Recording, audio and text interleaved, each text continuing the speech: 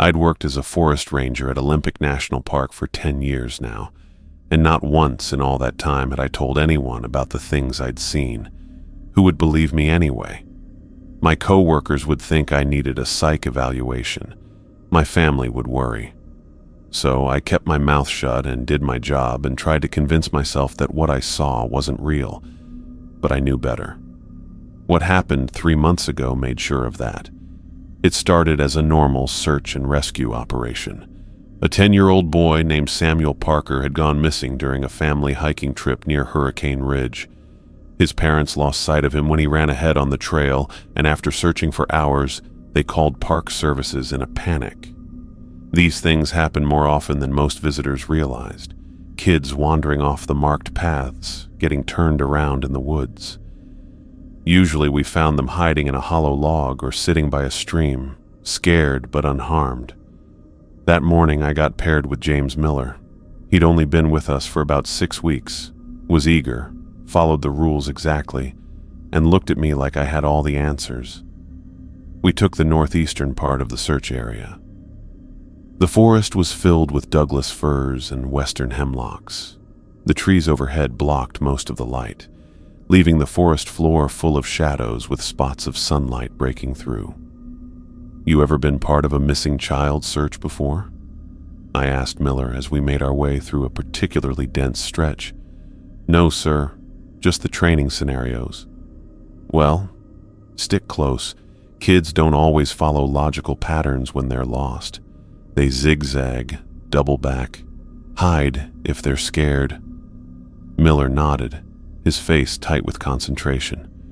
What are we looking for besides the boy himself? Footprints, broken branches, candy wrappers, anything that doesn't belong. We hiked for nearly 2 hours, calling Samuel's name and scanning the ground for signs of passage. Nothing seemed out of place until Miller pointed upward through a gap in the trees.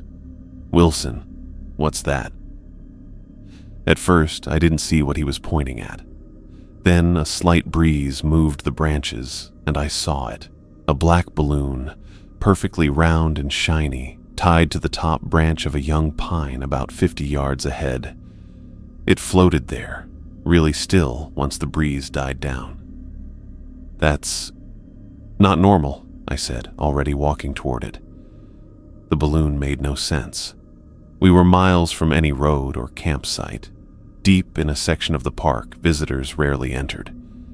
Even if some hiker had released it accidentally, the chances of it catching on that specific tree, in this specific area of dense forest, were super unlikely.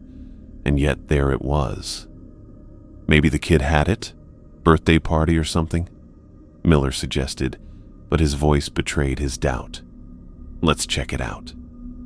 We approached cautiously. The balloon didn't move, even as another light breeze moved the surrounding trees. It stayed still, as if it were watching us.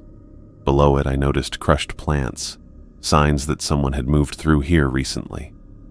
"Tracks," I said, kneeling down. "Adult-sized, barefoot." Miller looked confused. "Barefoot? Out here?" I nodded, standing up again. The tracks led away from the balloon deeper into the woods. They weren't Samuel's, too large. But they were fresh, and they weren't there by coincidence. "Let's follow them. Stay alert." The tracks led us through a twisted path for about a quarter mile. The forest got quieter the farther we went, with the bird calls and small animal noises disappearing until all I could hear was our breathing and the leaves crunching under our boots. Then Miller grabbed my arm. "Listen," he whispered. A low moan went through the trees, sounding somewhere between pain and despair. Human, definitely, but barely recognizable as such. We started moving faster, following both the sound and the tracks until we came into a small clearing. I'd seen a lot in my 10 years as a ranger. Hikers with broken bones, victims of animal attacks, even a body once. Nothing prepared me for what was in that clearing. A man lay curled on his side in the middle of the bare ground. He was completely naked, his skin covered in so much blood it looked painted on. He shook and twitched, his limbs jerking like he was trying to crawl away from himself. Against his chest was a small human arm, cut off at the shoulder. "Jesus Christ," Miller whispered, his face going pale. My training kicked in, even as my brain struggled to process what I was seeing. I keyed my radio. "Dispatch, this is Ranger Wilson. We need immediate medical assistance and law enforcement at my GPS coordinates. We have found an injured adult male and evidence of violence against a minor. Possible homicide. Over." The dispatcher responded, but I barely heard her. I approached the man slowly while motioning for Miller to stay back. "Sir, I'm a park ranger. We're getting you help. Can you tell me your name?" The man's eyes rolled toward me, bloodshot and unfocused. His mouth opened and closed repeatedly, but no words came out, just a wet, clicking sound. I moved closer, trying to find where the blood was coming from. He was covered in it, but I couldn't see any wounds on him. The blood wasn't his. It was the boy's. The severed arm was small, too small. The skin was soft, like a child's. I noticed a red and blue woven bracelet around the wrist. The missing child report had said Samuel wore a friendship bracelet his sister made him. I forced myself to look more closely at the man. No ID, nothing to show who he was or where he came from. His eyes suddenly locked with mine and his mouth twisted into what wasn't really a smile. "The stairs," he whispered, his voice a dry rasp. "The stairs." "What stairs? Where's the boy? Where's Samuel?" I asked, trying to keep my voice level. "The stairs," he repeated over and over. Nothing else.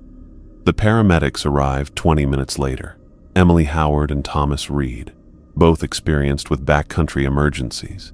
They approached professionally, but I saw the shock register on their faces when they took in the scene. "The arm?" Emily asked quietly as she prepared a backboard. "Belongs to a missing child we're searching for," I confirmed. 10-year-old boy. No sign of the rest of him. Emily nodded grimly and knelt beside the man, who had stopped convulsing but continued his mumbled mantra about stairs. She checked his vitals while Thomas prepared a sedative. "Sir, I'm going to check your pupils," she said, leaning over him with a penlight. It happened so fast. The man's hand shot out, grabbing Emily's wrist. He yanked her down and bit into the fleshy part of her hand between thumb and forefinger. Emily screamed, more in surprise than pain. Thomas and I pulled her back while Miller held the man's shoulders down. Blood ran from Emily's hand, her blood now mixing with the dried layers already coating the man. "He took the boy to the stairs," the man said clearly, his voice suddenly different, deeper, almost conversational. Then Thomas administered the sedative, and the man's eyes rolled back. The next few hours passed in a blur of procedures. The man was transported to Western State Hospital for psychiatric evaluation. The severed arm was confirmed through fingerprints to belong to Samuel Parker. Search teams combed the entire area but found no trace of the rest of Samuel's body. The unidentified man had no fingerprints on record, no missing persons report matching his description, no clue to who he was or where he came from. The investigation stalled after a week. Without the rest of the body, without any explanation for the man's presence in the woods, without any lead to follow, the case hit a wall. The bloodied man remained nonverbal at the psychiatric facility. Tests showing no drugs in his system, but severe psychological trauma of unknown origin. That was 3 months ago. I tried to go back to normal duties, patrolling trails, helping lost hikers, checking permits, but I couldn't shake what I'd seen. At night, I dreamed of that black balloon floating among the trees, perfectly still even as everything around it moved in the wind. I heard the man's voice change as he spoke his final coherent sentence before being sedated. He took the boy to the stairs. A week passed, and the forest kept its secrets. I tried to focus on my regular duties, but my mind kept going back to the clearing, to the blood-covered man, to Samuel Parker's severed arm. I wasn't sleeping through the night anymore. Every time I closed my eyes, I saw that weird smile, heard that scratchy voice talking about stairs. Miller seemed shaken too, but he turned it into determination. "I want to find that boy," he told me as we got ready for morning patrol. "Even if it's just the rest of him. His family deserves that." Our assignment took us back to the northeastern quadrant, not far from where we'd found the bloody man. The weather had turned cool and damp, with fog hanging between the huge Douglas firs. The forest felt different somehow, like it was watching us. "Let's split up to cover more ground," I suggested as we reached a fork in the trail. "You take the eastern path along the ridge. I'll check the stream bed. Radio check every 15 minutes. Miller nodded and fixed his hat. "Sounds good. 15 minutes on the dot." I watched him walk away until the mist and trees covered him up. The first check-in came right on time. Miller said nothing unusual happened on his route. I told him the same and kept looking. 15 minutes later, I used my radio again. "Miller, check in. Over." No response. "Miller, do you copy?" "Over." Silence. I waited another minute, then tried again. Nothing but static. I felt sick to my stomach. Maybe his radio battery died. Maybe he was in a bad reception area. Maybe he just got sidetracked and forgot. Or maybe not. I went toward where he last said he was, walking fast but watching my step on the trail. The forest was quiet now. No birds, no leaves moving, just the sound of my boots on the ground. I yelled his name every few yards, but the thick fog seemed to swallow my voice. 20 minutes later, I saw something on the trail. Miller's radio was lying in the dirt. His ranger hat was next to it. I picked up the radio. It was still on with a full battery. The hat looked like it had been placed there on purpose, not dropped during a fight. "Miller!" I shouted, spinning in a circle. "Miller!" My voice echoed through the trees and faded. No answer came back. I looked around for tracks, broken branches, anything showing where he might have gone. The trail kept going ahead, but Miller's boot prints just stopped. The dirt didn't show any signs of struggle, no drag marks, nothing suggesting he'd left the trail. He had just vanished. I radioed dispatch, sounding urgent. Within an hour, every available ranger showed up. By nightfall, park police had set up a command center. Search dogs arrived. Helicopters with heat cameras checked the forest. We searched every inch of that part of the park. Ravines, caves, bushes. Nothing. 5 days we searched. 5 days of growing desperation. I barely slept, getting an hour or two in a tent at the command center before going back out. I knew what happens to people lost in the wilderness. Every hour made it less likely we'd find Miller alive. On the 5th day, they cut back the search. Missing persons flyers went up at trailheads. Miller's photo showed up on local news. His family came, looking empty and shocked. I couldn't look them in the face. What could I say? That their son had disappeared without a trace in an area dozens of trained professionals had thoroughly searched. That the last person to see him was me. I kept thinking about the bloody man, about Samuel Parker, about that weird phrase, "He took the boy to the stairs." And now James Miller was gone too. 3 days after Miller was officially declared missing, I went back to patrol duty. My supervisor thought sticking to routine would help. I took a route near Hurricane Ridge, making myself focus on simple tasks, checking trail conditions, picking up trash, nodding to the few hikers who passed. Late afternoon, I crossed a small meadow between two forested slopes. The grass grew tall, moving gently in the breeze. I saw a strange pattern about 100 yards ahead, something too regular to be natural. Getting closer, I realized what I was seeing, and I felt ice cold. 13 deer lay in the meadow, arranged in a perfect circle, their heads pointing inward like wheel spokes. They were all positioned exactly the same way, legs tucked under their bodies as if they'd all decided to rest at the exact same moment. Too perfect. Too planned. I approached slowly, looking for signs of predators. Maybe wolves had somehow killed an entire herd.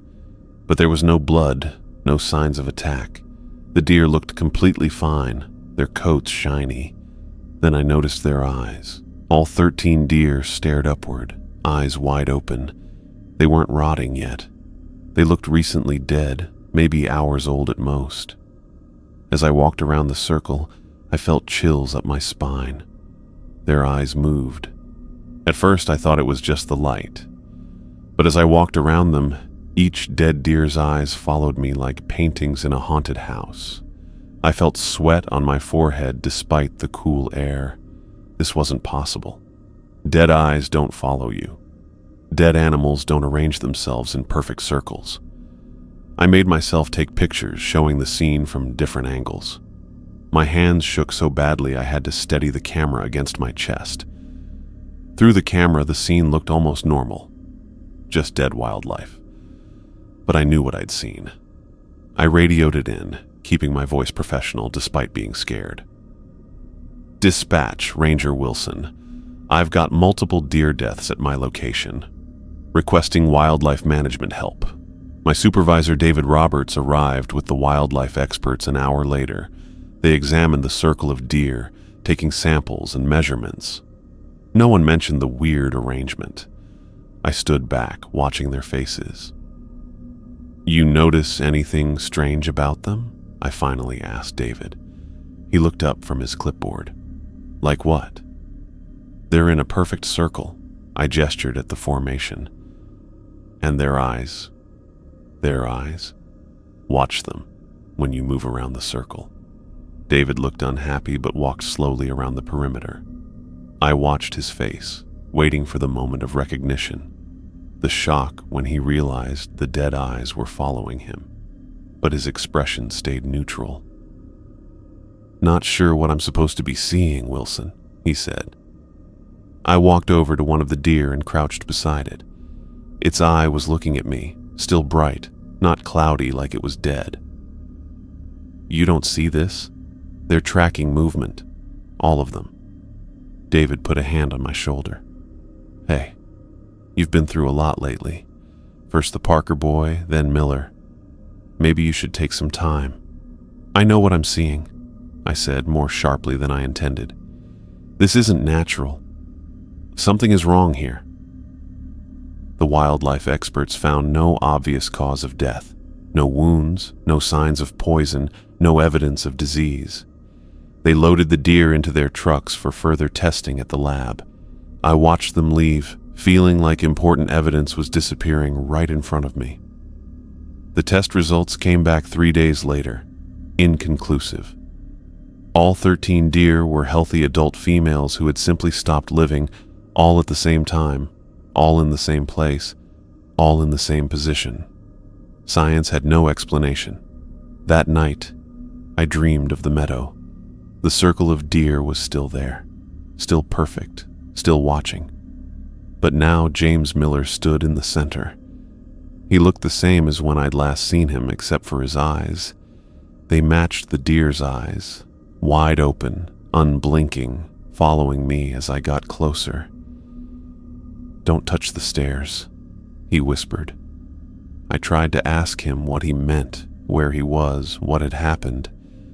But no sound came out of my mouth. The deer began to rise, still in weird positions, legs still folded under them. They floated up like balloons, eyes never leaving mine. Miller floated too, his feet leaving the ground. Don't touch the stairs, he repeated, voice fading as he drifted higher. He's playing games with us. Don't touch the stairs. I woke up gasping, sheets soaked with sweat. The digital clock beside my bed showed 3:17 a.m. The bloodied man in the forest. The stairs. Miller in my dream. "Don't touch the stairs." I sat in the dark, listening to my ragged breathing. Was I losing my mind? Trauma-induced hallucinations? Or was something impossible happening in the woods I'd worked in for 10 years? I didn't know which answer scared me more. 1 month had passed since Miller vanished. The forest had taken him just like it had taken Samuel Parker, leaving nothing but questions that kept me awake at night. I'd started volunteering for night patrols, partly because I couldn't sleep anyway, but mostly because I hoped being alone might help me make sense of what was happening. The darkness didn't scare me. After 10 years in these woods, I knew the normal sounds of the night forest, the rustle of small animals, the soft hooting of owls, the constant noise of insects. What scared me was when those sounds stopped. That night, I was checking the remote Enchanted Valley area. My flashlight lit up the darkness as I followed the trail. The valley looked amazing during the day, a green paradise with an old chalet and waterfalls flowing down steep rock walls. But at night, with only stars and my flashlight providing light, it felt completely different. I'd been walking for about 2 hours when I noticed it, the silence. One moment crickets chirped and leaves rustled in the light breeze. The next, nothing. Complete stillness. I stopped walking and turned off my flashlight, letting my eyes get used to the darkness. The silence was absolute. No insects, no rustling leaves. Even with the breeze I could still feel on my face. No distant calls of night birds, just the sound of my own breathing, too loud in my ears. Then the temperature dropped suddenly. The mild summer night suddenly felt like deep winter. My breath made fog in front of my face. The cold went right through my uniform jacket. I turned my flashlight back on, moving the beam across the trail ahead. Nothing looked wrong, but the weird silence and cold made the hair on my neck stand up. I took a few careful steps forward, looking at the trees on both sides of the trail. That's when I saw him. A tall figure standing still between distant trees. He was too far away to see clearly, just a shape darker than the surrounding darkness. But he was watching me. I just knew it. "Hello?" I called out. My voice sounded wrong in the silence, like it didn't carry properly. "This is Park Ranger Wilson. Identify yourself." The figure didn't move, didn't respond, just stood there watching. I should have radioed for backup, should have kept my distance. But after a month of unanswered questions, of searching for Miller, of trying to make sense of the bloodied man and his cryptic words about stairs, I needed answers more than I needed safety. I moved toward the figure, my flashlight beam bouncing with each step. As I got closer, details emerged that made me hesitate. The man was unusually tall, at least 7 feet, maybe more. His skin was pale, not just white, but see-through looking, with veins visible underneath. But his eyes scared me. They were completely white. No pupils, no irises, just blank white eyes that somehow still seemed to be looking at me. I stopped about 15 feet away from him, my hand moving to the pepper spray on my belt. Not that I thought it would help against whatever this was. "Good evening, Ranger Wilson," the man said. His voice had an accent I couldn't place, not quite British, not quite anything I recognized. It sounded old somehow, like language from another time. "How do you know my name?" I asked, trying to keep my voice steady. "I know all the players." He smiled, and I saw his teeth. Too many of them, and all unnaturally sharp. "My name is Michael Sullivan. I've been looking forward to meeting you properly." Sullivan. The name the bloodied man had mentioned, the name that had made my supervisor go pale. "What are you doing in the park after hours?" I asked, falling back on protocol because I had nothing else to hold on to. "The trails are closed after sunset." Sullivan laughed, a sound like dry leaves scraping across stone. Are you enjoying our game, Ranger Wilson? What game? What are you talking about? The search, the discovery, the fear. He tilted his head at an angle that looked wrong, too far to one side. Players don't need to understand the rules. They just need to play. My mouth felt dry. Where's James Miller? Where's Samuel Parker? Sullivan's smile got bigger. Your friend James plays well. The boy too. Present tense, plays, not played. They were alive. Where are they? I took a step forward, anger momentarily overriding my fear. What did you do to them? I opened doors. They walked through. Sullivan's white eyes never blinked, as will you in time. What does that mean? What doors? But Sullivan was already backing away, looking like he was gliding backwards. His body got blurrier with each second as he disappeared into the dark between the trees. I jumped forward, pointing my flashlight at him as he left. Wait, tell me where they are. I pushed through the bushes with branches hitting my face and arms. My flashlight showed nothing but empty forest ahead. Sullivan was gone completely.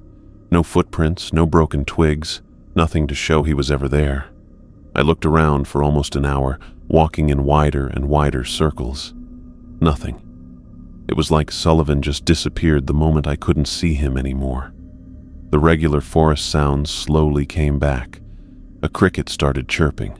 Then more joined in, and I could hear small animals moving in the bushes. The temperature went back to normal summer warm. Everything seemed normal again, but nothing would ever be normal again. The next morning, I told my supervisor, David Roberts, what happened. We sat in his small office at park headquarters.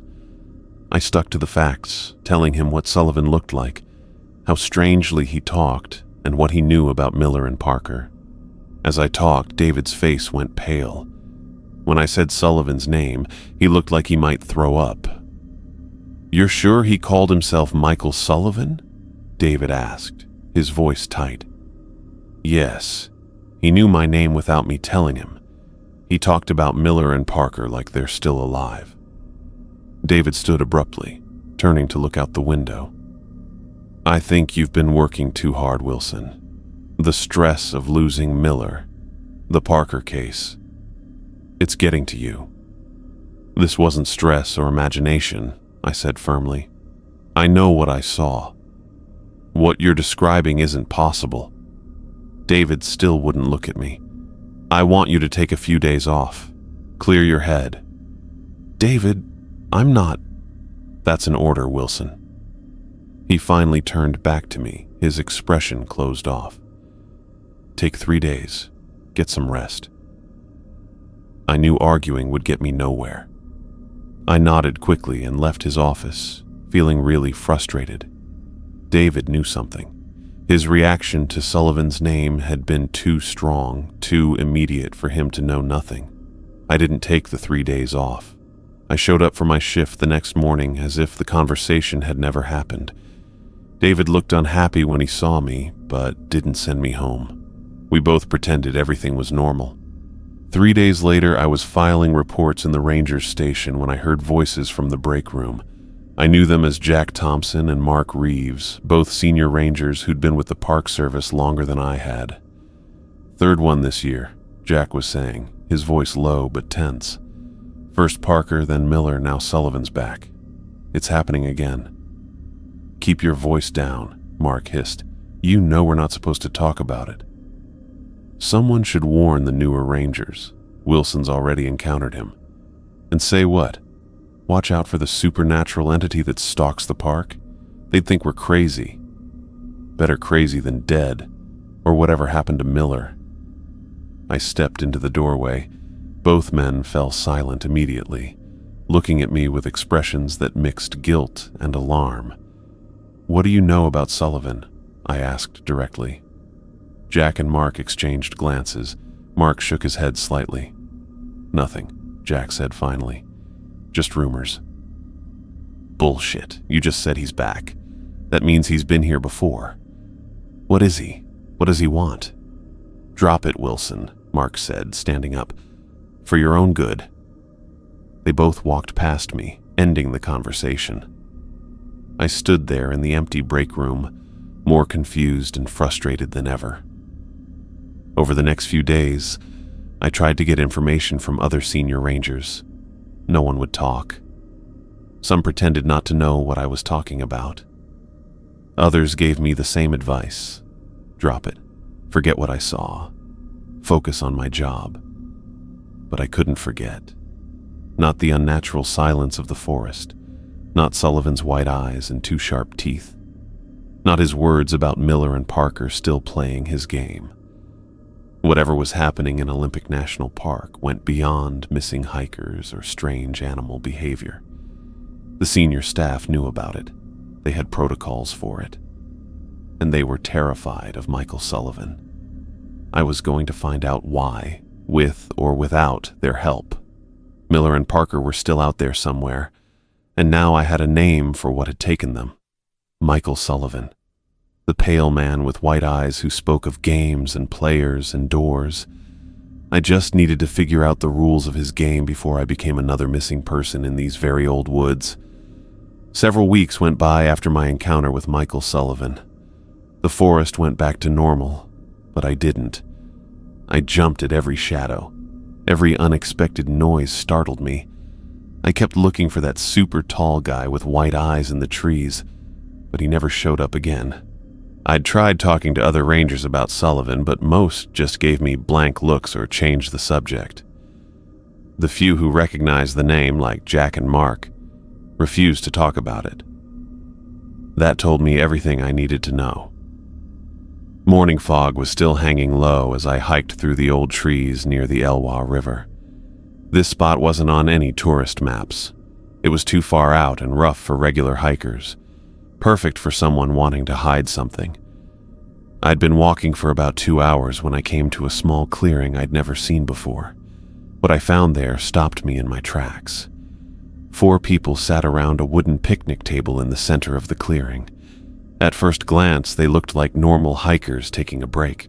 3 men and a woman in hiking clothes, playing cards with beer cans next to them. But something felt off about the scene. They were too still. Too quiet. None of them even looked up when I got closer. "Hello?" I called out, hand moving to my radio. No response. I moved closer, boots crunching on fallen leaves. Still no reaction from the group. When I was about 10 feet away, I understood why. They weren't people.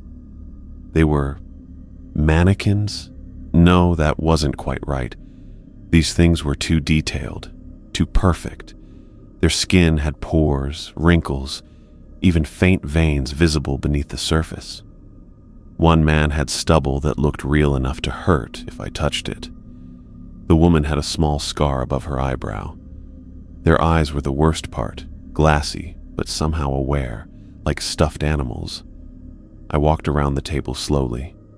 Each one held playing cards showing a game in progress. Their beer cans were positioned mid-drink, one tilted toward a mannequin's frozen lips. They wore high-end hiking gear, North Face jackets, Merrell boots, expensive watches. Everything about them looked real except for their complete stillness. I took out my phone and started taking pictures. Close-ups of their faces, their hands, the cards they held, wide shots of the entire scene. I even recorded a short video, narrating what I was seeing in a voice that sounded calmer than I felt. 4 figures arranged around a picnic table. Unknown material, but extremely lifelike. No identifying marks or tags visible. Scene appears staged to look like hikers taking a break. I reached out, pausing before touching the nearest figure's shoulder. It felt like skin, warm and a little soft when I pressed it. I pulled my hand back quickly, wiping it on my pants. These weren't mannequins. I didn't know what they were, but they weren't store displays or art installations. No manufacturer could make something this realistic. And who would drag 4 life-sized figures miles into the backcountry just to arrange them around a table? I radioed headquarters, keeping my report simple and straightforward. This is Ranger Wilson. I've found something unusual at my location. 4 lifelike figures arranged around a picnic table, requesting forensic assistance. The dispatcher asked if I'd found human remains. I wasn't sure how to answer. Negative. Not remains. But I need someone to see this. I gave my coordinates and was told a forensic technician would meet me at the ranger station in 2 hours. I could guide them back to the site. I spent another 30 minutes documenting everything about the scene, measuring the table, noting the positions of the beer cans, even writing down the specific cards each figure held. The woman had a full house. The man across from her was bluffing with a pair of 2s. Before leaving, I placed small markers at the edge of the clearing so I could find it again easily. I took one last look at the frozen card players, then headed back toward the station. The forensic tech who met me was Peterson. He didn't say much as we drove back toward the site, just nodded occasionally as I described what I'd found. His lack of surprise bothered me. "Have you seen something like this before?" I asked as we parked at the trailhead. Peterson checked his equipment bag before answering. "I've worked in this park for 27 years. I've seen a lot of things." Not a real answer, but I was getting used to that. The hike back took longer with Peterson following. He moved carefully, taking his time, stopping occasionally to catch his breath. The whole time, I kept thinking about those figures at the table, wondering if they'd somehow moved or changed since I'd left them. When we finally reached the clearing, I stopped at the edge, confused. The picnic table was still there. The beer cans were still there, sitting exactly where I'd documented them. Playing cards were scattered across the table's surface, the same hands I'd noted earlier. But the figures were gone.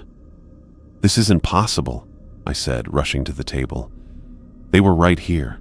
4 of them, sitting around the table." Peterson didn't seem surprised. He pulled on latex gloves and began examining the beer cans.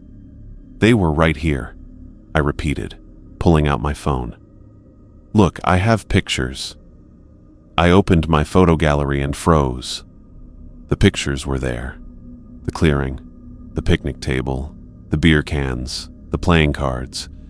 But in every shot, the table was empty. No figures. No impossibly lifelike mannequins playing poker in the middle of nowhere. "This isn't right," I said, scrolling frantically through the images. "They were here. I touched one of them. It felt warm."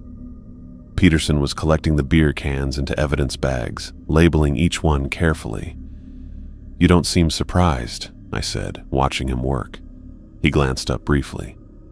"Like I said, I've been here a long time." "So you've seen this before? Things that appear and disappear? Things that don't show up in photographs?" Peterson sealed an evidence bag before answering. "We're just collecting physical evidence today, Ranger Wilson. That's my job." He worked methodically, gathering the playing cards, taking samples from the table surface, photographing the scene. I stood back, feeling increasingly frustrated. The evidence of what I'd seen was literally disappearing before my eyes, and the one person who might have answers was deliberately avoiding my questions. When we finished, Peterson had a collection of bagged items, beer cans, playing cards, wood samples from the table, soil from around it, physical evidence that something had been there, but nothing to prove what I'd actually seen. "What happens to all this?" I asked as we hiked back. "Standard analysis. I'll file a report." "And then what?" Peterson adjusted his pack. "Then it goes in the files with all the others." All the others. So there were more incidents like this. More things that couldn't be explained. "Does this have something to do with Michael Sullivan?" I asked. Peterson stopped walking so suddenly I almost ran into him. He turned, his expression serious for the first time. "Where did you hear that name?" "I met him, in the forest. Tall man, white eyes, too many teeth." Peterson's face paled. "You spoke with him?" "Yes, he knew my name. talked about Miller and Parker like they're still alive. Peterson looked away, then continued walking without another word. We hiked the rest of the way in silence. When we reached the trailhead, he took his evidence bags and left without saying goodbye. I spent that night looking through my photos again and again, trying to understand how 4 lifelike figures could simply vanish, not just from the clearing, but from my documented evidence. I knew what I'd seen. I knew I hadn't imagined it. 3 days later, I was patrolling an area near Mount Olympus. The trail went through alpine meadows dotted with late summer wildflowers. The mountain itself stood tall in the distance, its glaciers shining in the afternoon sun.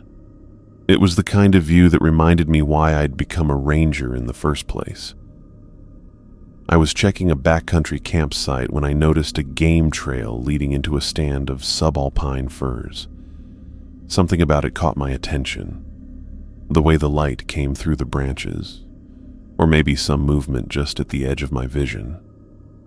I followed the narrow path, pushing aside low-hanging branches. The trees grew thicker as I walked, blocking out more of the sunlight until I was moving through green-tinted shadows. The air felt cooler here, damper. Then the trees opened into another small clearing, and I saw it. A staircase, just standing there in the middle of the forest. No building attached, no structure around it. Just a weathered wooden staircase with fancy railings, looking like it belonged in an old mansion, not in the wilderness. I'd heard talk about the stairs, rumors among the rangers, quickly silenced when supervisors were nearby. Never approach the stairs, they said. Never touch them. Never climb them. Now I understood why Jack had pulled me away from that well with such urgency. Why the bloodied man had repeated the stairs like a mantra. Why Miller in my dream had warned me not to touch them. The staircase stood about 15 feet high, leading up to nothing but empty air. The wood looked old but not rotted, weathered gray like driftwood, with detailed carvings along the railings. It didn't belong here. Nothing like this should exist in a national park thousands of miles from the nearest Victorian home. I took out my phone and started recording, narrating quietly. Wooden staircase and clearing near Mount Olympus. No attached structure. Appears to be very old but in good condition. Ornate design inconsistent with park structures. I circled it slowly, keeping my distance. Unlike the mannequins, the stairs cast a shadow on the forest floor, a real physical object, not an illusion or hallucination. I wanted to leave. I should have called for backup or gotten far away from this impossible structure, but something about it kept me there. I felt like I needed to climb those stairs and see what was at the top. I moved closer, one slow step at a time. The air around the staircase felt different, heavier, filled with something I couldn't explain. My radio made static noises as I got closer, making me jump. I stood at the bottom step, looking up. 13 steps to nowhere. The wood grain had weird patterns that almost looked like faces if I stared too long. Before I could change my mind, I put my foot on the first step. Right away, I felt pressure against my whole body, like I was trying to walk into a strong wind. I couldn't breathe properly. My vision got dark around the edges. I felt complete terror that went beyond normal fear. Images flashed through my mind. Miller's empty hat on the trail, the circle of deer with moving eyes, Sullivan's too wide smile with too sharp teeth. Underneath it all, a whispered warning. Not yet. Not your time. Step back. I stumbled backward, falling onto the forest floor. The pressure disappeared instantly. I could breathe again. The fear went away, but I was still shaking on the ground. I scrambled away from the stairs, not stopping until my back hit a tree trunk. I was gasping for air. The staircase just stood there in the clearing, looking normal. Just an ordinary structure in a place where it shouldn't be. But I knew better now. The stairs weren't just out of place, they were wrong, dangerous. away to somewhere else, just as Sullivan had said. I didn't take any pictures this time. I didn't call it in. I just marked the location on my GPS and left, walking quickly back to the main trail. I needed to understand what was happening before I told anyone else what I'd found. That night, I sat at my kitchen table with my laptop open, searching for answers. I started with the park's history, digging through digital archives of local newspapers. If Sullivan had been here before, if the stairs had been appearing for years, there might be records. It took hours of searching, but eventually patterns emerged. In 1923, 3 hikers disappeared within a month. The newspaper articles mentioned strange structures reported in remote areas of the newly established park. In 1956, a family of 4 vanished while camping. A week before they disappeared, multiple hikers reported seeing a staircase standing alone on Hurricane Ridge. In 1978, 2 park rangers went missing during routine patrols. Visitors that summer described stairs in impossible places throughout the park. And in 1994, 5 separate individuals disappeared over the summer. Each case mentioned unusual structures in the witness statements: staircases leading to nowhere, ornate stairs in the middle of the forest, Victorian steps among the trees. Now it was happening again. Samuel Parker, James Miller, and Michael Sullivan was back, talking about games and players and doors. The stairs weren't just a strange oddity. They were a pattern, a cycle that repeated every few decades. And somehow Sullivan was connected to all of it. I printed the articles and spread them across my table, looking for any detail I might have missed. The descriptions of the stairs were the same across decades. Always fancy, always wooden, always leading nowhere. The disappearances followed a similar pattern. People vanishing without a trace, often after reporting strange sightings in the park. What did Sullivan want? Why the complicated game? And most importantly, were Miller and Parker still alive somewhere, as he had hinted? I didn't have answers yet, but I had something to work with now. Evidence that went back nearly 100 years. Proof that I wasn't losing my mind. The stairs were real. Sullivan was real. And whatever game he was playing had been going on for a very long time. The fog hung so thick over the Hoh rainforest that I could barely see 20 feet ahead. Jack Thompson and I had been assigned to patrol together that Tuesday morning, checking the less traveled paths for storm damage or lost hikers. The moss-draped trees stood tall in the mist, their massive trunks disappearing into the white haze above. "Weather report says this won't burn off until afternoon," Jack said, zipping his jacket higher against the damp chill. I nodded, but my mind was somewhere else. Since finding the staircase 3 days ago, I'd been distracted, constantly replaying the experience in my head. That awful feeling of dread, the pressure against my body, the whispered warning. I hadn't told anyone about it yet, not even Jack, who seemed more likely than others to believe me.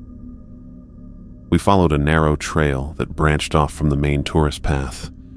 This section rarely had visitors, too muddy, too overgrown, and missing the nice views that attracted photographers.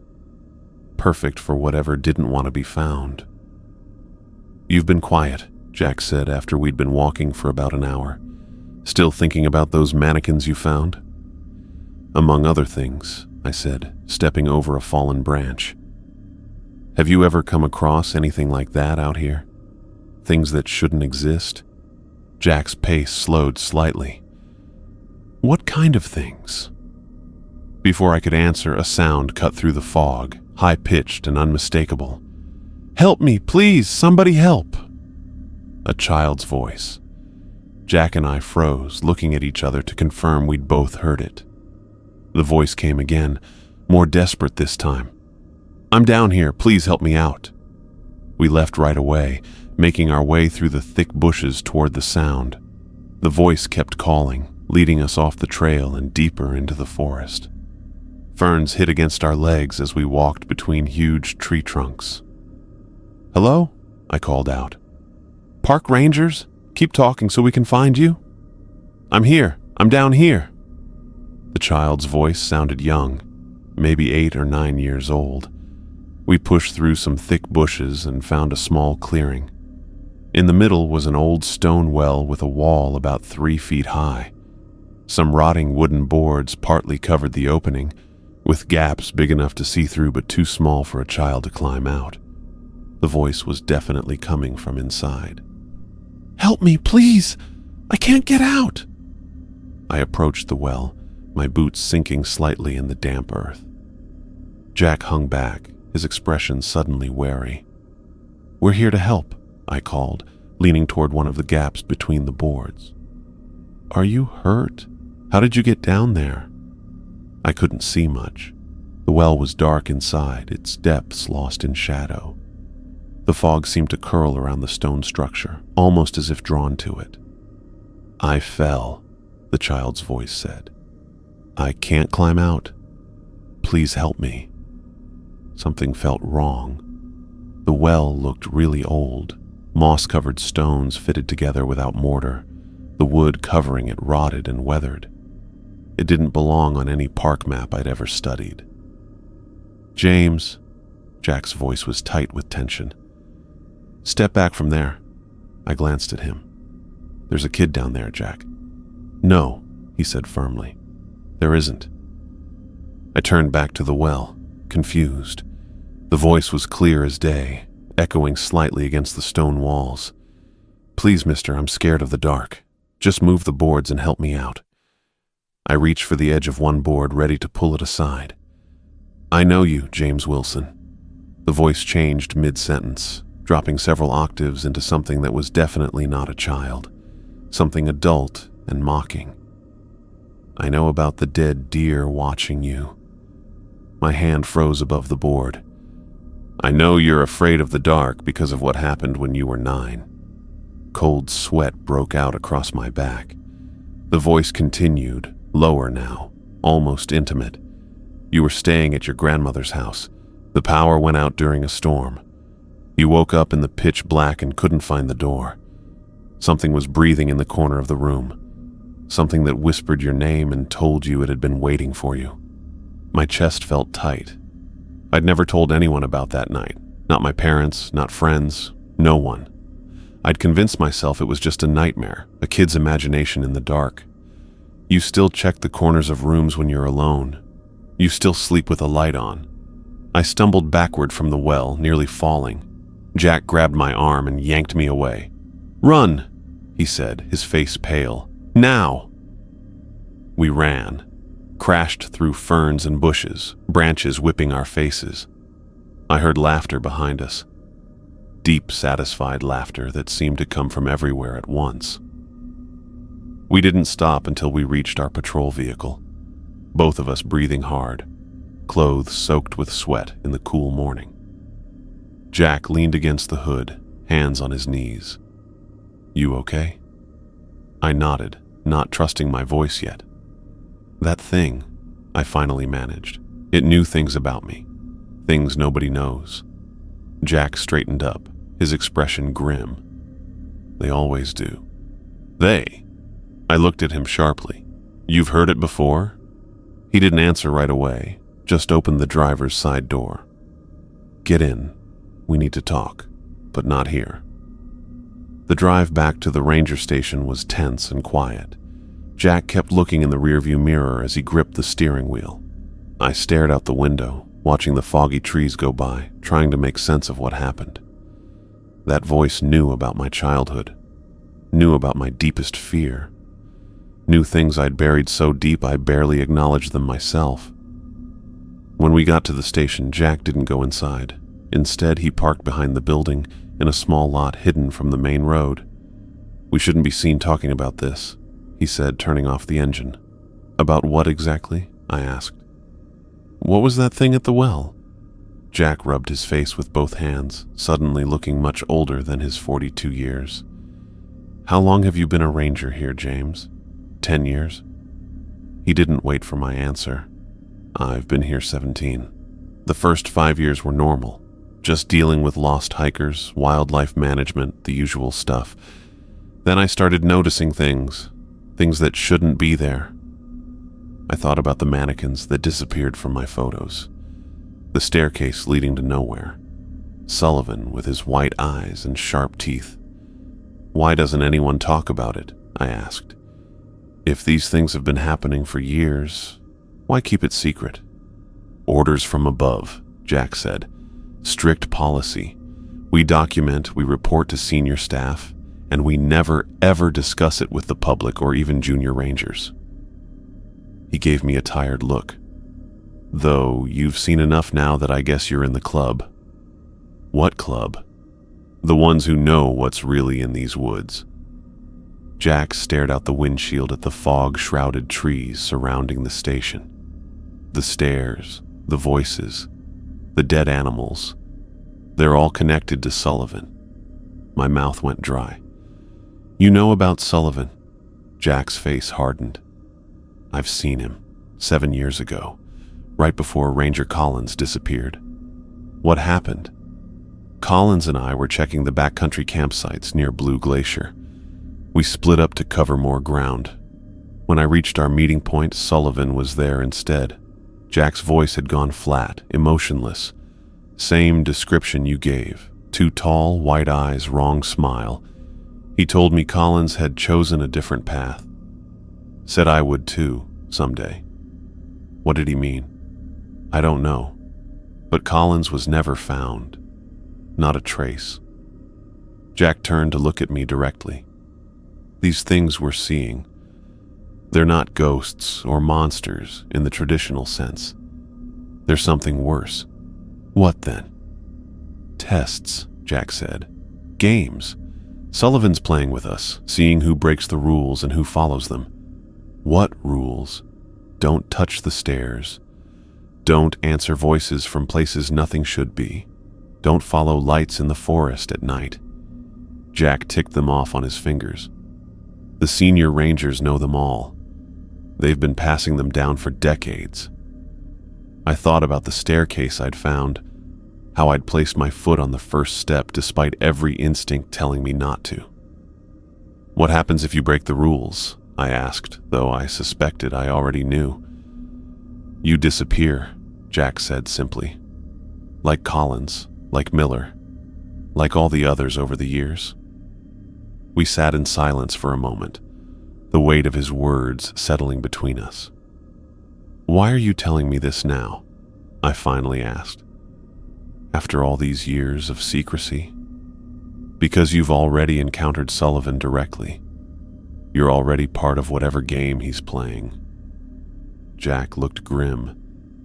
And because that thing in the well knew things about you it shouldn't have known, that means you're being watched, tested. A chill ran through me that had nothing to do with the morning fog. So what do? We follow the rules, Jack said firmly. We document what we see. We report it through proper channels and we don't interact with any of it. That's how we stay alive. I thought about Miller's empty hat on the trail, about Samuel Parker's severed arm, about the bloody man whispering about stairs. And what about the people who've already disappeared? Miller? Parker? Do we just leave them? Jack didn't answer immediately. When he did, his voice was heavy with resignation. There's nothing we can do for them. They're part of Sullivan's game now. I wasn't ready to accept that. There has to be something. Jack suddenly went rigid, his eyes looking at something outside the vehicle. I followed where he was looking and felt terrified. At the edge of the trees behind the station stood a tall, pale person. Even through the fog, I could see those distinctive white eyes staring right at us. Sullivan raised one hand that looked like a wave, his too wide smile visible even from where we were. He's watching us, Jack whispered, his face drained of color. Right now. I reached for the door handle, some irrational part of me wanting to confront Sullivan directly, to demand answers about Miller and Parker. Jack grabbed my arm. Don't. That's exactly what he wants. We sat frozen, watching Sullivan watch us. After what felt like an eternity, he turned and walked into the trees, his tall figure quickly swallowed by the fog. Jack let out a shaky breath. He's never come this close to the station before, never been this bold. I couldn't take my eyes off the spot where Sullivan had disappeared. What does it mean? It means the game is changing, Jack said quietly, and we're all in danger. Late September brought early darkness to Olympic National Park. The sun now dipped below the mountains by 6, leaving me with hours of patrol and growing shadows. I didn't mind the dark usually. It made the forest quieter, more intimate. But after everything that had happened, each shadow held possibilities I couldn't ignore. That Tuesday evening, I worked the southern boundary, a routine patrol checking for illegal campers or signs of poaching. Nothing special. The beam of my flashlight swept across familiar territory. Fallen logs, thick bushes, the massive trunks of old-growth trees. The forest seemed normal enough, the usual nighttime sounds creating a backdrop of chirps and rustles. I'd been walking for about 2 hours when I caught something unusual in my peripheral vision, a shape that didn't match the natural patterns of the forest. I swung my flashlight toward it, illuminating a massive Douglas fir that stood slightly apart from the surrounding trees. The light revealed something so unexpected that I nearly dropped the flashlight. Dozens of human teeth were embedded in the bark, arranged in spiral patterns that climbed from the base toward the upper branches. They shined in the artificial light, incisors, molars, canines, all pushed into the tree as if someone had meticulously inserted each one into the living wood. "What the hell?" I whispered, moving closer. As I approached, my flashlight beam caught something hanging from the lower branches. 2 human arms, partially decomposed, were hanging there. The flesh had turned a mottled gray-green, but they were unmistakably human, fingers still intact, a wristwatch still clinging to one bloated wrist. I stepped back, fumbling for my radio while keeping my flashlight pointed at the ugly sight. I needed to document this before calling it in. With shaking hands, I pulled out my phone and began taking photos and videos, narrating in a low voice what I was seeing. September 21st, approximately 8:15 p.m. Douglas fir near southern boundary, grid reference point 47. Tree appears to have human teeth embedded in the bark in spiral patterns. Two human arms hanging from lower branches. Decomposition suggests they've been here for some time. I circled the tree carefully, documenting every angle. The teeth seemed to follow my movement, shining no matter where I stood. The hanging arms moved slightly in the gentle evening breeze. After gathering enough evidence, I radioed headquarters. "This is Ranger Wilson. I need immediate backup at my location. Possible human remains and evidence of suspicious activity." I gave my coordinates, trying to keep my voice steady. The dispatcher responded quickly. "Copy that, Ranger Wilson. Investigation team is being notified. ETA approximately 40 minutes. Please secure the area and maintain position." I acknowledged and settled in to wait, keeping my flashlight trained on the tree. The longer I looked at it, the more unnatural it seemed. The teeth weren't just placed randomly. They formed patterns, symbols I couldn't recognize, but that seemed deliberate, almost like writing. The wait felt endless. I circled the tree repeatedly, taking more photos, examining the ground for footprints or other evidence. I found nothing, no footprints going to or from the tree, no tools that might have been used to embed the teeth. There was no blood or tissue, which was strange considering the decomposing arms. Finally, I heard voices and saw flashlight beams cutting through the darkness. The investigation team had arrived. 4 people, including a forensic specialist I recognized from previous incidents in the park. "Over here," I called, waving my light. The team approached, led by Senior Ranger Martinez. I stepped aside, gesturing toward the tree. "Take a look at this. I've documented everything, but wanted you to see it firsthand. Martinez raised his flashlight, illuminating the massive Douglas fir. His expression remained neutral as he examined it. What exactly am I looking for, Wilson? I looked at him, then back at the tree. The teeth were gone. The arms were gone. The bark showed no signs of disturbance. No holes where teeth had been embedded. No marks where branches had been modified to hold human remains. The tree looked completely ordinary. That's not possible, I said, moving forward. There were teeth, dozens of human teeth pushed into the bark, and arms hanging from these branches right here. I ran my hands over the bark where I'd seen the teeth. The surface was rough but unbroken. I looked up at the branches that had held the decomposing arms. They were bare. I took photos, I said, pulling out my phone. Look. I opened my gallery and stopped. Just like with the mannequins, my evidence had vanished. The photos showed an ordinary Douglas fir, no teeth, no arms, nothing unusual at all. Dr. Chen stepped forward. Ranger Wilson, would you like to sit down for a moment? You seem upset. I'm not crazy, I said, hearing the edge in my voice. It was right here. I saw it clearly. I documented everything. Martinez exchanged glances with the others. James, you've been under a lot of stress lately. With Miller's disappearance and that incident with the deer. This isn't stress, I insisted. There were human remains on this tree, teeth embedded in the bark in spiral patterns, 2 decomposing arms hanging from these branches. Dr. Chen spoke gently.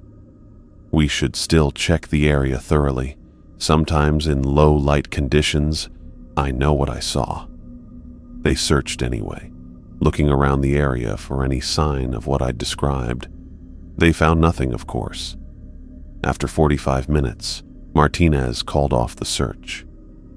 We'll file a report, he told me, his tone carefully neutral. Maybe get some extra patrols in this sector for the next few days. I knew what they were thinking. I could see it in their careful expressions, the way they avoided direct eye contact. They thought I was having some kind of breakdown. Maybe I was. The drive back to headquarters passed in uncomfortable silence. I stared out the window at the dark forest rushing past, wondering if I could trust my own perceptions anymore. The tree had been so vividly, horribly real. The teeth shining in my flashlight beam, the arms swaying in the breeze.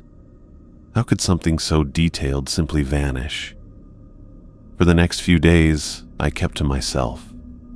Other rangers gave me space, probably warned that I was going through something. I caught fragments of whispered conversations that stopped when I entered rooms.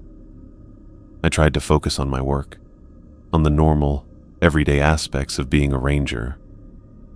But the image of that tree stayed with me, as real in my memory as anything I'd ever experienced. 4 nights after the tree incident, I was assigned to patrol the area near Lake Crescent. The night was clear but moonless, making the forest beyond my flashlight beam completely dark. The lake looked black and showed the stars above like a reflection. Around midnight, I noticed something unusual through the trees. Blinking lights where no light should be. The nearest campground was miles away, and this section of shoreline was hard to get to, with steep terrain and thick bushes. I turned off my flashlight and moved carefully toward the lights, using the minimal starlight to navigate. Years of experience in these woods had taught me how to move quietly, placing each foot carefully to avoid snapping twigs or rustling leaves. As I got closer, I could make out the source of the light. A dozen or so lanterns arranged in a circle in a small clearing near the lakeshore. Within the circle of light stood 12 people wearing dark clothing, hoods pulled up to hide their faces. I crouched behind a large fallen log about 100 yards away, watching. The group stood completely still, facing inward toward something in the center of their circle. Then, as if responding to some signal I couldn't perceive, they began to chant. The language was like nothing I'd ever heard. not Latin or any recognizable modern tongue. The sounds changed between deep throaty noises and high, almost musical tones. There was a rhythm to it, a pattern that made my skin crawl. In the center of their circle stood a small stone structure that looked disturbingly familiar, the same well Jack and I had encountered, where something had spoken to me with knowledge of my deepest fears. The chanting grew louder, more intense. One person broke from the circle and approached the well, carrying something in their hands that I couldn't make out clearly. They placed it on the stone rim, then stepped back into formation. I tried to get a better look, moving my position slightly. My boot scraped against a rock, making a small but distinct sound in the quiet night. The chanting stopped abruptly. One of the people turned, looking directly toward my hiding place. Even from 100 yards away, in near total darkness, I felt them staring at me with impossible precision. The hooded head tilted slightly, as if curious. Then, as one, all 12 people began moving toward me. Their movements were perfectly synchronized, unnaturally smooth. They didn't rush or stumble in the darkness. They just moved forward steadily. I didn't wait to see more. I turned and ran, no longer concerned about making noise. Behind me, I heard the chanting start again, louder now, seeming to come from all directions at once. The forest that I knew so well didn't make sense anymore. Landmarks looked wrong in the darkness. Paths I'd walked 100 times seemed to lead in circles. My flashlight beam bounced around as I ran, making weird shadows everywhere. I ran until my lungs burned, until sweat soaked through my uniform despite the cool night air. Eventually, I stopped, leaning against a tree, trying to catch my breath and get my bearings. The chanting had faded, or I'd outrun it. I checked my GPS, trying to figure out where I was. The screen showed me miles from where I should be, in a section of the park I hadn't been patrolling. That wasn't possible. I couldn't have run that far, not in less than an hour. I switched on my radio. "This is Ranger Wilson. I need..." Static cut through my transmission. Through the white noise, I heard bits of that same chanting, faint but unmistakable. I turned off the radio and kept moving, following my GPS toward the nearest road. The forest felt wrong around me, too quiet in some places, filled with strange sounds in others. Twice I thought I saw people moving alongside my path, just at the edge of my flashlight beam. By the time I reached my vehicle, the eastern sky was starting to lighten. I'd been lost in the woods for hours, wandering in what the GPS track showed as weird, looping patterns that made no sense given the terrain. When I finally returned to headquarters, I was met by my supervisor, Stephen, who took one look at my messy appearance and ushered me into his office. "What happened out there, James?" he asked, closing the door. "Dispatch said you radioed in with an incomplete transmission, then went silent. We were about to send out a search party." I told him everything. The group at the lake, the chanting, the well, my disorientation in the forest. As I spoke, I watched his expression change from concern to something harder to read. When I finished, he leaned back in his chair, looking at me. "James, I'm going to be direct with you. I'm concerned about your mental state." "I know what I saw," I said, the same words I'd used about the tree. "You've been through a lot these past few months. Miller's disappearance, that incident with the deer, now these visions." Stephen's voice was carefully neutral. "I think you're experiencing stress-induced paranoia." "It's not paranoia if it's real," I said, hearing how defensive I sounded. "I'm placing you on mandatory leave, effective immediately. 2 weeks, paid. I want you to use this time to rest and speak with a professional." He slid a business card across the desk, a psychologist in Port Angeles who specialized in trauma and stress disorders. I stared at the card but didn't take it. "So that's it? You think I'm losing my mind?" I think you're a good ranger who's been through some traumatic experiences and needs help processing them. Stephen's tone softened slightly. Take the time, James. Get some rest. Talk to someone. We'll review your status in 2 weeks. I wanted to argue, to make him understand that what I'd seen was real. But I could tell from his tone that he had made up his mind. This wasn't a suggestion. Fine, I said, standing up. 2 weeks. As I left his office, everyone stared at me. They'd heard about the tree incident. Now they'd hear about this too.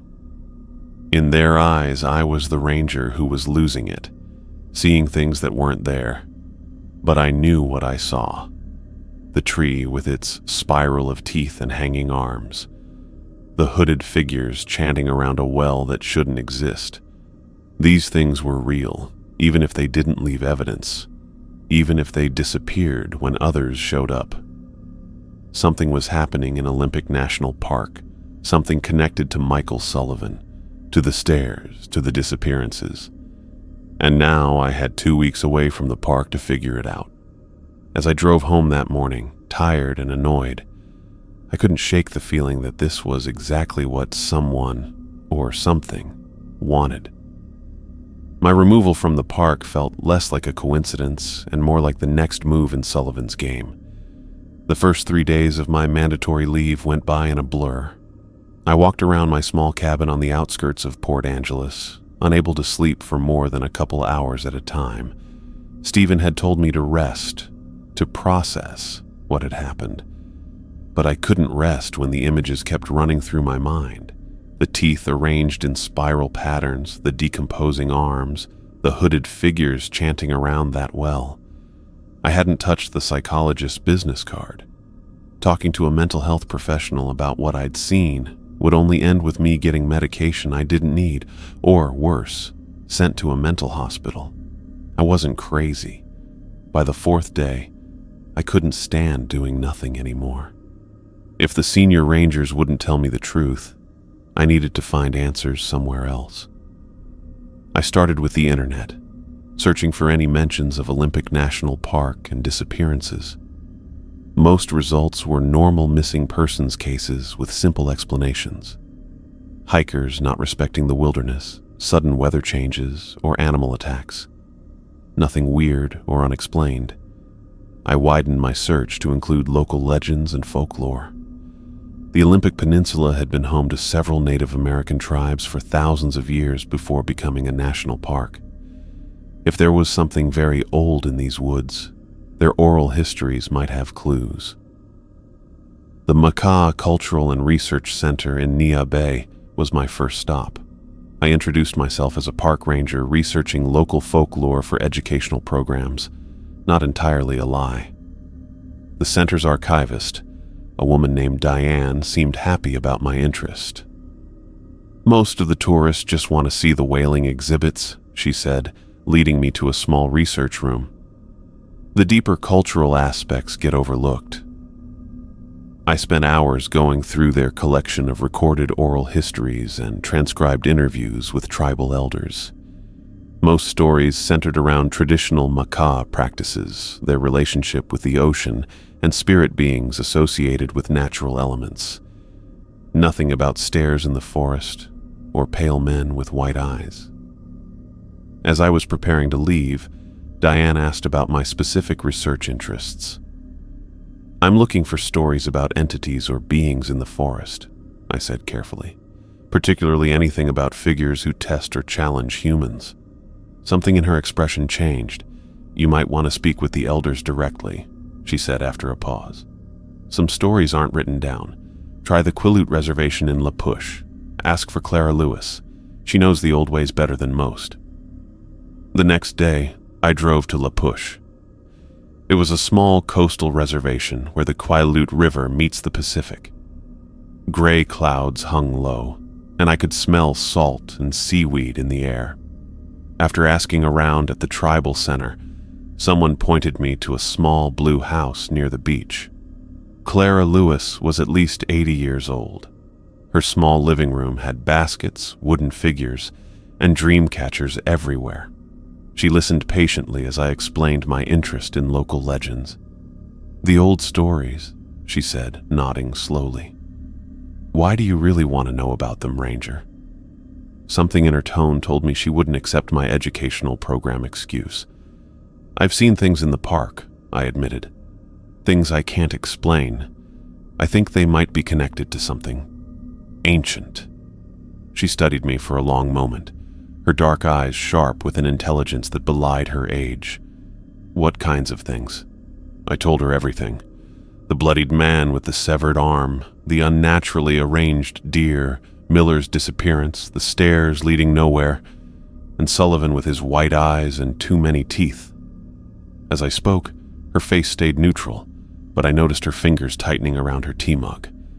When I finished, she put down her mug and reached for a small wooden box on a nearby shelf. From it, she took out a bundle of dried herbs tied with red string.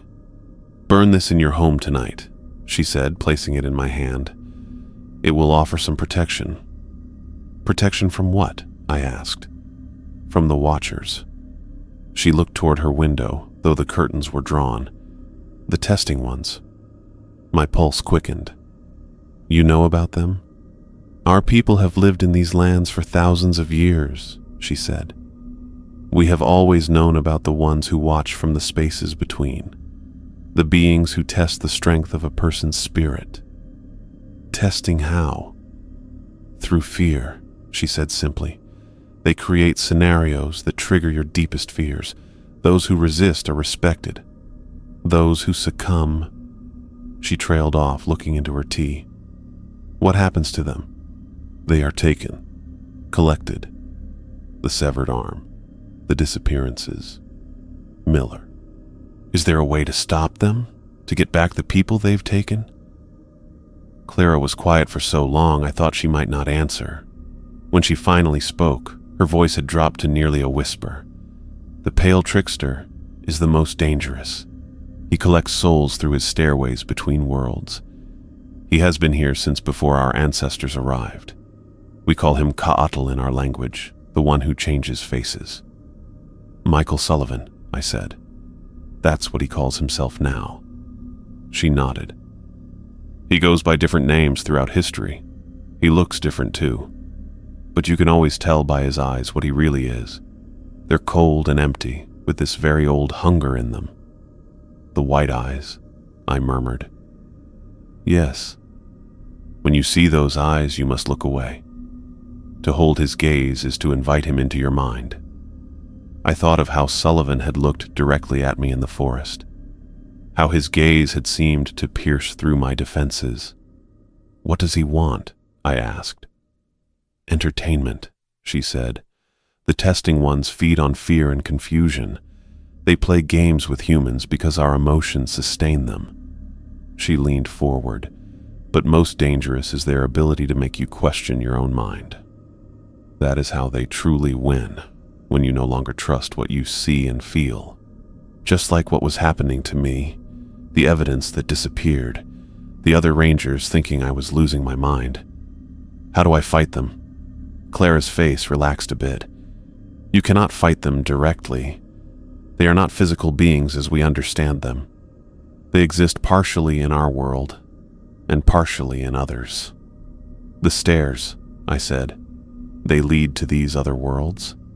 "The stairs are doorways," she confirmed, "but they are one-way passages for most who enter.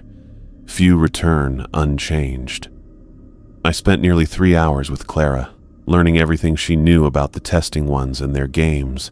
She told me stories passed down through generations of tribal members who disappeared after reporting strange structures in the forest, of hunters who encountered beings that knew their deepest thoughts, of the rare few who resisted the tests and were left with gifts of secret knowledge. Before I left, she gave me a small carved figure, a stylized wolf with its head thrown back in a silent howl. "Keep this with you," she said. "It will not stop them, but it may help you remember yourself when the moment comes." "What moment?" "When you must choose your path." Her eyes held mine. "Because you will face that choice, Ranger Wilson. I can see it in you. You are already caught in the trickster's game." The rest of my leave went by in a blur of research. I talked to other tribal elders, but none were as open as Clara. I read old books about native beliefs in strange spaces and trickster spirits. I wrote down everything I learned in a journal, trying to find patterns and ways to fight back. I barely slept anymore. When I did manage to fall asleep, I dreamed about stairs going down into darkness and Sullivan with his white eyes. I got up each morning feeling worse than when I went to bed. By the time my 2 weeks ended, I was running on coffee and determination. I'd gotten skinnier, and I looked terrible in the mirror. My face was thin with dark circles under my red eyes. But I was more sure than ever about what I was dealing with. This wasn't just in my head or because of trauma. This was something very old and hungry that had been hunting in these woods for hundreds of years. My first day back at work was a Tuesday. The headquarters seemed weird somehow, like everything was just a little bit off. My co-workers were nice but kept their distance. People stopped talking when I walked into rooms. I noticed Steve watching me with worry on his face. "Good to have you back, James," he said during our brief meeting that morning. "How are you feeling?" "Rested," I lied. "Clear-headed." He nodded, though his expression remained skeptical. "I'm putting you on the western trails today. Nothing too strenuous for your first day back." "I can handle my regular routes," I objected. "Western trails," he repeated firmly. "Let's ease you back in." The western trails were the most heavily trafficked in the park. Wide, well-maintained paths, popular with tourists and day hikers. Nothing strange or unexplainable ever happened there. Steve was keeping me away from the remote areas where I'd had my encounters. I didn't argue further. Better to let him think I was cooperating. As I walked the western trails that day, checking camping permits and answering tourists' questions about wildlife, I felt eyes on me constantly. Whenever I turned to look, there was nothing unusual, just hikers enjoying the forest, birds moving between branches, the occasional squirrel or chipmunk. Yet the feeling stuck with me. Something was watching me, or someone. The feeling continued for the next 3 days. I was assigned only to the busiest, most public areas of the park. At night, I went home to my cabin and burned Clara's herbs. The smoke smelled bad, but I wasn't sure if it actually helped or just made me feel better. On Friday, I made my decision. I couldn't wait any longer for answers. I needed to find a staircase again. Not to report it, not to document it, but to understand it. To test Clara's stories about doorways between worlds. My shift ended at 4 that afternoon. Instead of heading home, I drove to a remote trailhead near the Elwha River, an area where I'd previously found weird stuff. I parked my personal vehicle rather than my ranger truck, changed into hiking clothes, and headed into the forest as daylight began to fade. This was against every protocol, every rule of safety I'd learned in my decade as a ranger.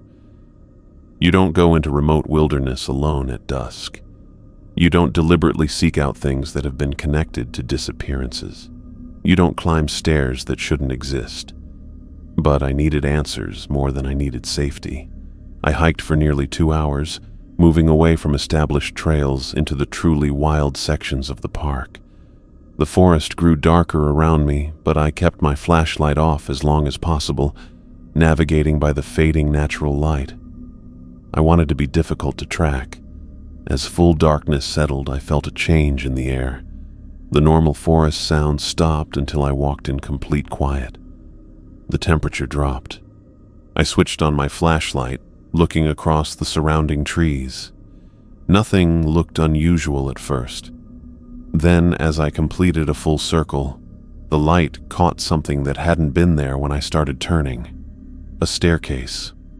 Unlike the fancy Victorian stairs I'd seen before, these were simpler, wooden steps rising about 15 feet before ending in empty air. They looked weathered, as if they'd stood in this spot for decades, yet I knew they hadn't been there moments before.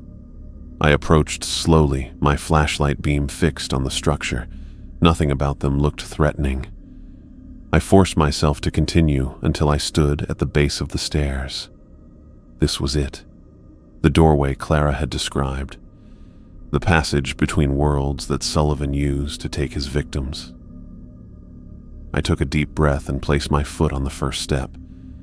My vision got blurry, but I forced myself to take another step up. The second step made me feel so sick I almost bent over. The forest around me looked weird. I grabbed the wooden railing to steady myself. One more step. I needed to see what happened after 3 steps. I lifted my foot, fighting against what felt like invisible weights on my ankles. With huge effort, I placed it on the 3rd step. The world changed. The forest vanished. The stairs remained beneath my feet, but now they went down into darkness rather than up into empty air. I stood at the entrance to a tunnel that stretched far beyond what my flashlight could show. The air felt thick, making each breath hard work. I tried to turn back, to look behind me, but there was no forest there anymore. Just more tunnel stretching in the opposite direction. The stairs had become a landing in an endless underground passage. "Hello," I called out, my voice sounding muffled in the thick air. No response came, but the walls moved slightly when I spoke, like they were flinching. I took a small step forward, deeper into the tunnel. My flashlight only lit up a few feet ahead before darkness took over. I kept moving, step by step, carefully checking the floor with my light. After walking for what felt like minutes but could have been longer, my watch had stopped when I stepped onto the 3rd stair. The tunnel opened into a small chamber. As my light moved across the space, I stopped moving. I was looking at my grandma's house. Not the whole house, but a perfect copy of the bedroom where I'd stayed as a kid. The twin bed with its blue and white checkered quilt. The small wooden dresser with the missing bottom knob. The window that never fully closed, always letting in a draft. This was the room where, when I was 9, I'd experienced the fear that still showed up in my nightmares. The power outage during the storm. The complete darkness. The thing breathing in the corner. The chamber got darker even with my flashlight on. The light reached less and less until it only showed a few inches in front of me. I heard a sound from the corner of the room. A slow, careful inhale followed by a rough exhale. "Who's there?" I demanded, trying to keep my voice steady. The breathing continued, growing slightly louder. I smelled something musty and damp, like old books left in a flooded basement. "I know this isn't real," I said, gripping the wolf carving tightly. "This is a test, a manifestation of fear." A low chuckle replaced the breathing. "Is that what the old woman told you?" I swung my flashlight toward the voice, but the beam revealed nothing but empty space. "These are just memories," I insisted. "You're pulling them from my mind to scare me." "Are memories not real, James Wilson?" The voice seemed to come from everywhere now. "Are your fears not real simply because they live in your head?" The room started to change again. The bedroom I knew disappeared. Instead, a forest clearing showed up. At the center lay the bloodied man we'd found months ago, still holding the severed arm to his chest. But this time, he was looking directly at me, his eyes clear and focused. "He took the boy to the stairs," the man said, his voice stronger than I remembered. "And now he's taking you." The man's body started to change, his bones making cracking sounds as his arms and legs got longer. His skin got thinner and whiter until you could almost see through it. His eyes got bigger, losing all their color until they were just white. Michael Sullivan stood up where the bloody man had been before. His smile was way too big, showing his super sharp teeth. "You're progressing through the game quite well, James," he said. His voice had changed too, deeper. with that unplaceable accent I remembered from our encounter in the forest. But his eyes were different now, glowing with an internal light, like captured moonbeams. Few make it this far. This isn't a game, I said, fighting to keep my voice level. People have disappeared. You've taken them. Taken? Sullivan looked amused. Is that what you think? He moved closer, his movements too fluid to be human. I offer paths, choices. Some accept, some refuse.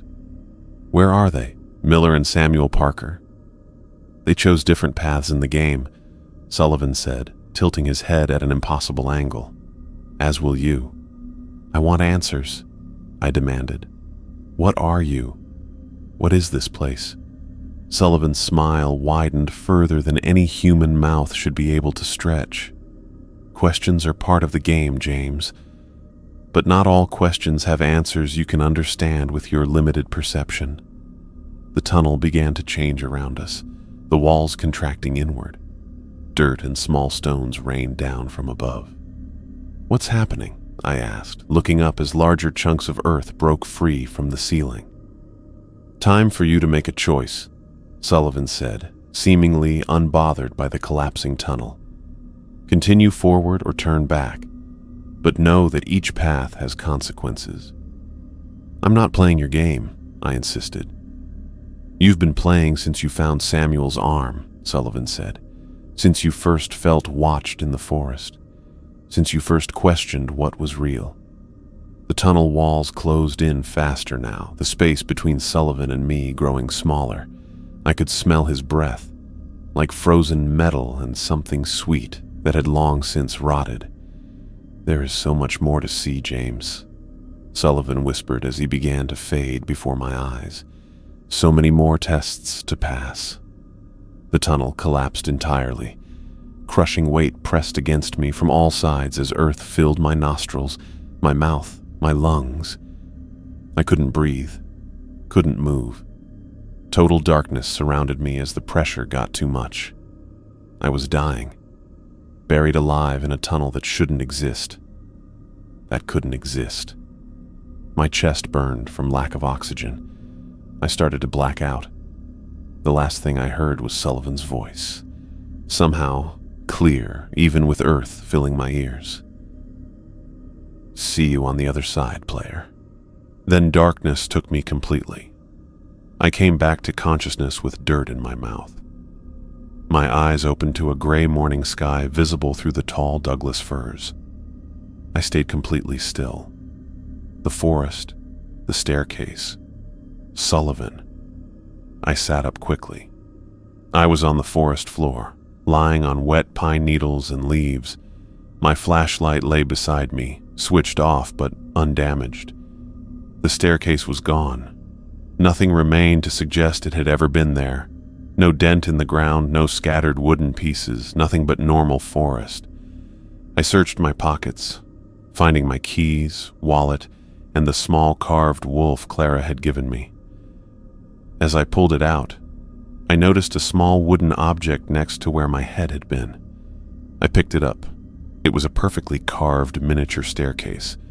I put both carvings into my pocket and checked my phone. The screen lit up, showing no service, not unusual this deep in the park. But the date made me feel sick. Friday, October 14th. I had entered the forest on Tuesday, October 11th. 3 days had passed, 3 days lost, yet my memories only accounted for what felt like minutes in that tunnel.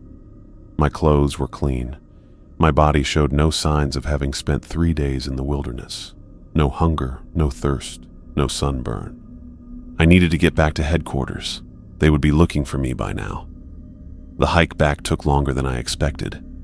I got turned around a lot, and places I knew well seemed somehow strange. Twice I had to check my GPS to fix my course. By the time I reached the main trail, it was already afternoon. At the trailhead, I found 3 park vehicles and a county sheriff's SUV. As I got closer, several people turned toward me, rangers I knew and 2 deputies. Their faces changed from surprise to relief to something else I couldn't really read. Mark Reeves, one of the senior rangers, saw me first. "Wilson, we found him," he called out, jogging toward me. "Jesus, man, where have you been?" Before I could answer, I was surrounded by the search team. Questions came from all directions. Was I hurt? What happened? Why hadn't I responded to radio calls? Where had I been sleeping? "I'm fine," I said, the words feeling strange in my mouth. "I just need to get back to headquarters." In the ranger station, Steve was waiting, his face tight with concern and barely controlled anger.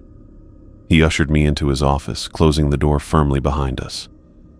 "3 days, James," he said, his voice low. 3 days with no contact, no trace. Your car at a remote trailhead, no camping gear, no extra supplies. He leaned against his desk. "Do you have any idea what we've been thinking? What resources we've dedicated to finding you?" I looked down at my hands. They were clean. Too clean for someone who had spent 3 days in the backcountry. "I'm sorry," I said. "I can't explain it." "Try," Steve said flatly. I considered telling him everything, the staircase, the tunnel, Sullivan, but Clara's warning stuck in my mind. The senior staff knew about Sullivan. They had protocols, and they'd already shown they wouldn't share what they knew with me. "I went hiking after my shift on Tuesday," I began. I wanted to clear my head. I must have gotten lost. The lie felt hollow, but it was better than the truth he wouldn't believe. My memory's fuzzy. I remember walking, and then waking up this morning. Steve studied my face. "You're saying you have no memory of the past 3 days? At all?" "That's right. And you show no signs of exposure, dehydration, or hunger after 3 days supposedly lost in the wilderness." His skepticism was evident. I had no answer for that. Steve sighed heavily. "I want you to go to the hospital, get checked out. Full workup, physical, neurological, toxicology. Something happened out there and I need to know you're fit for duty." "I feel fine," I protested. "That's not good enough. Not after 2 incidents in less than a month." His tone softened slightly. "James, I'm concerned about you. Not just as your supervisor, but as someone who's worked with you for years. This isn't like you." I nodded, knowing argument was pointless. The hospital found nothing wrong with me. No injuries, no signs of dehydration, no unusual substances in my bloodstream. The neurologist noted mild confusion consistent with a dissociative episode, but could offer no medical explanation for my missing time. Steve put me on restricted duty, office work only, no solo patrols, mandatory counseling sessions twice weekly. I accepted these conditions without protest. I needed time to process what had happened, to understand what Sullivan had meant by "see you on the other side." The wooden staircase carving sat on my bedside table at night. Sometimes I thought I heard it creaking, as if something tiny were climbing the miniature steps. The changes began gradually. First, it was the way other rangers looked at me. Quick glances when they thought I wasn't paying attention. Conversations that stopped when I entered the break room. Even rangers who had been friendly for years kept their distance, finding reasons to be elsewhere when I was around. Then came the animals. During my first patrol back on limited duty, paired with Senior Ranger Martinez, I noticed how wildlife reacted to my presence. Birds stopped singing when I walked beneath their trees. Squirrels froze on branches, watching me with unblinking eyes until I passed. A young deer we spotted on the trail looked directly at me before bolting away, ignoring Martinez completely. "Never seen them react like that," Martinez commented. "Usually they watch both of us or neither." I said nothing. I knew why the animals ran away from me. They sensed something different, something wrong. The first object appeared 2 weeks after my return. I finished a morning patrol and found a small package wrapped in brown paper on the hood of my truck. No note, no explanation. Inside was an old brass compass with a yellowed face and worn-down brass casing. I checked if it worked against my modern compass. The needle pointed north like it should. But as I walked around my truck, holding both compasses, I noticed something weird. While my regular compass kept pointing to magnetic north, the old one's needle turned slowly, always pointing at me no matter where I moved. I put it on the ground and backed away 10 feet. The needle turned until it pointed right at me. 20 feet. Same thing. I walked in a circle around it, and the needle followed me perfectly, like I had become magnetic north. I took the compass home that night and set it on my kitchen counter. From everywhere in my small cabin, I could tell it was pointing toward me, like someone was watching me. The kid's drawing showed up a week later, stuck under my windshield wiper after I'd spent the morning checking trail damage with another ranger. It was on regular white school paper. Drawn in crayon was a staircase, simple but clear, leading up to what looked like a moon with a big smile. At the bottom of the stairs was a stick figure wearing what looked like a ranger hat. At the top, waiting, was a much taller figure with long arms reaching down toward the ranger. My partner that day hadn't seen who left it. Probably some kid saying thanks for the junior ranger program, he said, though he looked like he didn't believe that any more than I did. The photo was the worst. I found it inside my locked cabin on the kitchen table when I got home from work. A Polaroid showing me asleep in my own bed, taken from my bedroom doorway. The timestamp in the corner showed 3:17 a.m. the night before. I'd been alone. My doors had been locked. The windows were still locked from the inside. Something, had been in my home while I slept, standing in my bedroom doorway, watching me. I didn't sleep that night, or the next. I sat in my living room with every light on, a kitchen knife beside me, watching the brass compass needle on the coffee table pointing straight at my chest. By the end of the month, I was a mess. Not sleeping had given me dark circles under my eyes. I'd lost more weight. In my required counseling sessions, I just dodged the truth and said what the counselor wanted to hear: stress, anxiety, trauma from Miller's disappearance. Steve called me into his office on a Wednesday morning. He didn't waste time with small talk. "This isn't working, James," he said. "You're not getting better. If anything, you're worse than when you started restricted duty." I didn't disagree. "I'm concerned about your mental health and your ability to perform your duties safely." He pushed a piece of paper across the desk. "I'm recommending extended medical leave. Minimum 6 months, with reevaluation before you return to any duties. 6 months away from the park, 6 months away from answers, from Sullivan, from any chance of finding Miller." "When?" I asked, my voice sounding distant even to myself. "End of the week. Friday will be your last day until spring at the earliest." He watched me carefully. "I can have someone clean out your locker if you prefer not to." "I'll do it," I cut in. "I'd like to finish out the week. One last patrol." Steve paused, then nodded. "Eastern Ridge only, with Martinez. No deviations."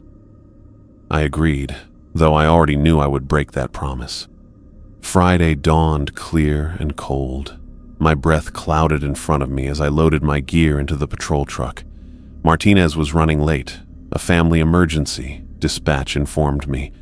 They were finding a replacement, but in the meantime I could begin checking the eastern trailheads. I headed for the most remote section, the area closest to where I'd found the staircase a month earlier. The forest felt strange that morning. No birds called. No insects buzzed. Just the sound of my boots on the packed earth and my own breathing. In a small clearing about 2 miles from the trailhead, I found the footprints. Adult prints, deep and clear in a patch of mud, accompanied by smaller prints. A child's. They moved in a straight line across the clearing, disappearing into the trees on the far side. I knew I should wait for Martinez. I knew I should radio in my location and the discovery. I knew I should follow protocol. Instead, I followed the footprints. They led through a dense section of forest I'd patrolled dozens of times before, yet somehow looked unfamiliar now. The trees seemed taller, older, their branches making patterns overhead that I'd never noticed. The temperature dropped with each step I took until I could see my breath hanging in the air before me. The footprints ended at the edge of another clearing, one that shouldn't have existed on any park map. In its center stood a staircase unlike any I'd seen before. Where the others had been simple wooden structures, this one was impressive. Carved marble steps curving gently upward, fancy railings that looked like gold rising at least 30 feet before ending in empty air. At the top step stood Michael Sullivan. His white eyes seemed to shine in the dim forest light.